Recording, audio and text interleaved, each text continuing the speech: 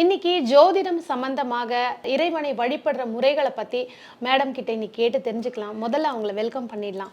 Madam வணக்கம். வணக்கம். இந்த ஜோதிட துறையில கடந்த 20 ஆண்டுகளுக்கு மேல நீங்க ரொம்ப சிறப்பா பணியாற்றிட்டு இருக்கீங்க. நிறைய பேருக்கு கற்றுக் கொடுத்துட்டு இருக்கீங்க. நிறைய பேருக்கு ஜோதிடம் பார்த்து நல்வழிப்படுத்திட்டு இருக்கீங்க. இன்னைக்கு எங்களுடைய முதல் கேள்வி என்ன அப்படின்னு பார்த்தீங்கன்னா, கடவுள் வழிபடுறதுக்கு பல வழிகள் இருக்கு. சில வழிபாடு ஃபோட்டோ வச்சு வழிபடுறது. இப்போ இந்த வாராகி அம்மனை வழிபடுறது அப்படிங்கிறது ரொம்ப ஒரு பிரபலமான ஒரு விஷயமா இருக்கு. எங்க பார்த்தாலும் நம்மளுடைய வாராகி அம்மனுடைய வழிபாடை பத்தி தான் சொல்றாங்க. வாராகி அம்மனை எப்படி வழிபாடு பண்ணணும்? நிச்சயமா சொல்லலாம். ஏன்னா இன்னைக்கு என்னுடைய அனுபவத்தில் வாராகி அம்மன் நிறைய விஷயங்களில் நிறைய அவங்களுடைய அனுகிரகத்தை நான் உணர்ந்தவள் அப்படிங்கிற முறையில் கூட நான் சொல்லுவேன். ஏன்னா அந்தளவுக்கு வாராகியோடைய வழிபாடுங்கிறது இன்னைக்கு நம்ம டெக்னாலஜியில் நம்ம ஒவ்வொரு தெய்வங்களை வணங்குறோம் அப்படின்னா, அந்த கலியுகத்தில் மனித முகமற்ற தெய்வங்களுக்கு வலிமை அப்படிங்கிறது ரொம்ப ஜாஸ்தியாகவே இருக்குது. அதுவும் நம்ம இந்த கோவிட் டைமில் பெரிய நீண்ட ஒரு லாக்டவுனில் இருக்கும்போதே நம்ம நரசிம்மரை தான் அதிகமாக இந்த நோய் தீர்க்கக்கூடிய காரணியாக நம்ம வழிபாடு செஞ்சுருக்கோம். நீங்கள் நிறைய கேள்விப்பட்டிருப்பீங்க. இந்த மாதிரி வாராகி இன்னைக்கு எல்லாருக்குமே நல்லது பண்ணக்கூடுங்க. பொதுவாக பெண் தேவதைகள் நம்ம தாய்க்கு நிகரானவங்க இல்லையா? நம்ம கூப்பிட்ட உடனே ஓடி நமக்கு நல்லது பண்ணக்கூடியவங்க அவங்க. அப்போ அவங்கள வழிபடுறதுல மற்ற அன்னைகளை வழிபடும் போது உள்ள நிலை வேற, வாராகியை வழிபடும் போது உள்ள நிலை வேற அப்படின்னு சொல்லலாம். ஏன்னா இவங்களுக்கு நல்லவங்க கெட்டவங்க அப்படிங்கிற பாராபட்சமே கிடையாது. என் குழந்தை ஏதாவது கேட்டுருச்சுன்னா அதை உடனே நடத்தி கொடுத்துருவேன். அது நல்லது கேட்குதா கெட்டது கேட்குறா அப்படிங்கிற விஷயம்லாம் எனக்கு தேவையில்லை அப்படிங்கிற மாதிரி ஒரு கான்செப்ட் தான் இது. அவங்கள வழிபடுறது விக்கிரக வடிவில் வச்சு வழிபடுறாங்க. நிறைய சுதை சிற்பங்கள்லையும் வழிபடுறாங்க. இன்னைக்கு நவராத்திரி கொலு பொம்மைகளில் பிரதானமாக வாராகியை வச்சு வழிபடுறாங்க. நம்ம எப்போதுமே வழிபாடு முறைகள் அப்படிங்கிறப்போ அங்கே விக்கிரகமாக பயன்படுத்துகிறோம்னா அதுக்கு ஒரு விதிமுறைகள்லாம் இருக்குது. அவங்களுக்கு நம்ம தினப்படி நித்திய பூஜைகள் அப்படிங்கிறது நடந்துக்கிட்டு தான் இருக்கணும். மற்றபடி ஒரு ஃபோட்டோவை வச்சு வழிபாடு பண்ணுறோம், இல்லை ஒரு சுதை சிற்பமாக வச்சு வழிபாடு பண்ணுறோன்னா அதுக்கு நித்திய பூஜைகள் எதுவும் தேவையில்லை. நம்ம வீட்டில் ஒருத்தங்க எப்படி இருப்பாங்க, நம்ம எந்த ஒரு தேவதைகளை வழிபட்டாலும் நம்ம குடும்பத்தில் உள்ளவங்களை நம்ம எப்படி கவனிச்சுக்குவோமோ அந்த மாதிரி கவனிச்சாதான் அவங்க எப்போதுமே நம்ம மேல அன்பா இருப்பாங்க. அவங்கள பட்டினி போட்டுட்டு நம்ம நினைச்சப்பெல்லாம் கும்பிடுறது அப்படிங்கிறது உதவாது அப்படின்னு சொல்லலாம். அதுல இந்த வாராகி தேவதையை கும்பிடுறவங்க எல்லாருக்குமே நான் சொல்லக்கூடிய ஒரு விஷயம் என்ன, நீங்க குடும்பத்தோட இருக்கீங்களா, அம்மா என்னைய நல்லா வச்சுக்கோங்கிறத மட்டும் பிரார்த்தனை பண்ணிக்கோங்க. இன்னைக்கு நிறைய பேர் ஒரு ட்ரெண்டிங்கா நான் வாராகி உபாசகர் அப்படிங்கிற அளவுக்கு போறாங்க. யாரு வாராகி உபாசனை பண்ணலாம்னா, குடும்பம் இல்லாமல் இருக்கக்கூடியவங்க, பிரம்மச்சாரியமா இருக்கக்கூடியவங்க, அல்லது ஆன்மீகத்துல எனக்கு குடும்பத்தின் மேல பற்றுதல் இருந்தாலும் அவங்க தனியா இருக்காங்க, நான் தனியா இருக்கேன், எனக்கும் அவங்களுக்கு தொடர்பே இல்லை அப்படின்னு இருக்கிறவங்க வாராகிய கும்பிடலாம், உபாசனையாக பண்ணலாம். ஏன்னா குடும்பத்தோட இருக்கிறவங்க வாராகிய உபாசனை பண்ணாதீங்க. வழிபாடுங்கிறது வேற, உபாசனைங்கிறது வேற. இப்போ உபாசனைங்கிறது அந்த தேவதையை நம்ம கூடவே வச்சுக்கிறதுக்கு சமம். அப்ப அப்படி வச்சுக்கும் போது அவங்க என்ன பண்ணுவாங்க, அதுவும் இந்த வாராகிக்கு உள்ள குணம், நான் என்ன கேட்டாலும் அதை நடத்தி கொடுப்பாங்கன்னு வச்சுக்கோங்களேன். நம்ம ஒரு குழந்தை தப்பு பண்ணிருச்சுன்னு வச்சுக்கோங்க, நீ எல்லாம் மனுஷனா இப்படி பண்ணிட்டியா, நீ எல்லாம் எங்க உருப்பட போறன்னு ஒரு வார்த்தையை வாய் வார்த்தையை விட்டுடுவோம். கோபத்துல நம்ம விட்டுருவோம். அந்த வாய் வார்த்தையை நிறைவேற்றி கொடுத்துருவா, அந்த குழந்தை உருப்படாம போயிடும். வாக்குக்கு வன்மைக்கு இந்த ஜோதிடம் தொடர்பான ஒரு விஷயங்களுக்கு வாராகி வாக்கு பலிதத்தை ஏற்படுத்தக்கூடியவள்.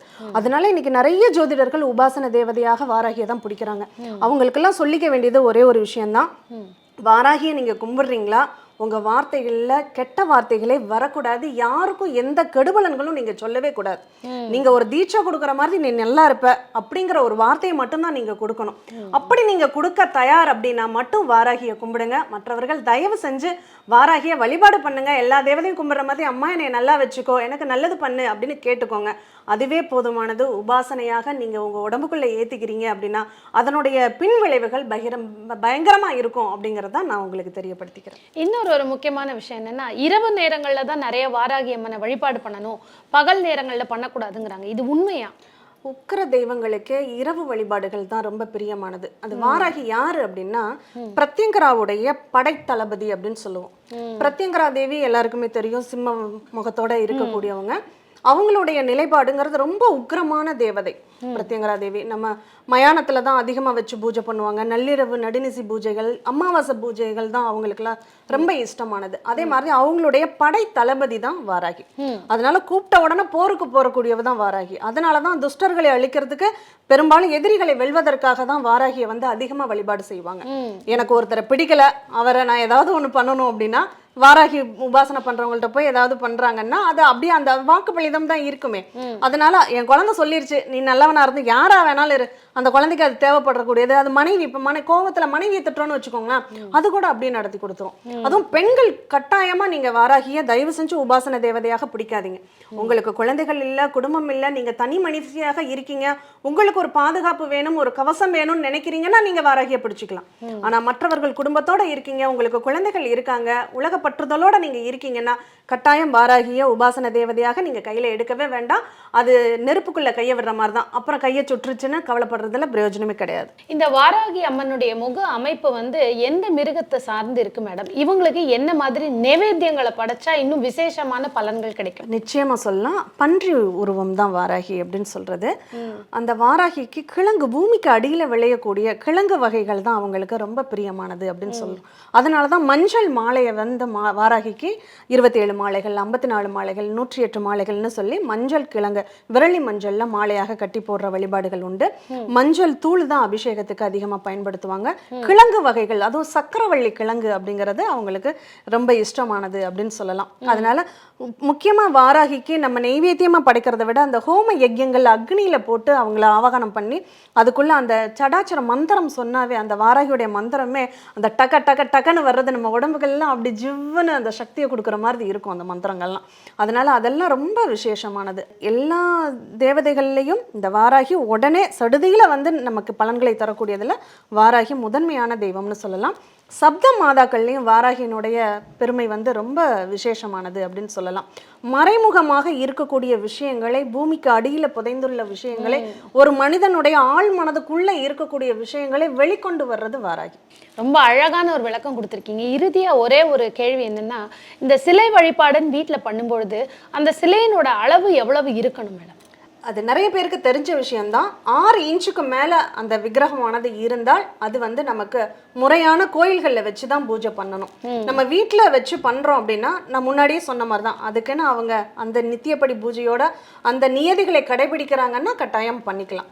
மற்றபடி ஆசைக்கு நான் வாங்கிட்டேன், பிரம்மாண்டமா வச்சிருக்கேன் அப்படிங்கிறதெல்லாம் அது பயன்படுத்தினவங்களுக்கு உள்ளுக்குள்ள ஒரு சில விஷயங்கள் நடந்திருக்கும். அதை வெளிப்படுத்தாம வேணா இருக்கலாமே தவிர அதனுடைய எஃபெக்ட் அப்படிங்கிறது இருந்துகிட்டு தான் இருக்கும். நிச்சயமா இன்னைக்கு வாராகி அம்மனை பத்தி நிறைய தெரியாத விஷயங்கள் சொல்லியிருக்கீங்க. அவங்கள எப்படி நம்ம வந்து பிரயோகப்படுத்தணும், அவங்க வந்து ஒரு அன்புக்கு அடிமையான ஒரு தெய்வம், அவங்கள வந்து சரியான விதத்துல பிரயோகப்படுத்தினா எல்லாருக்குமே வெற்றி கிடைக்கும்னு சொல்லி அழகான ஒரு தகவலை கொடுத்துருக்கீங்க.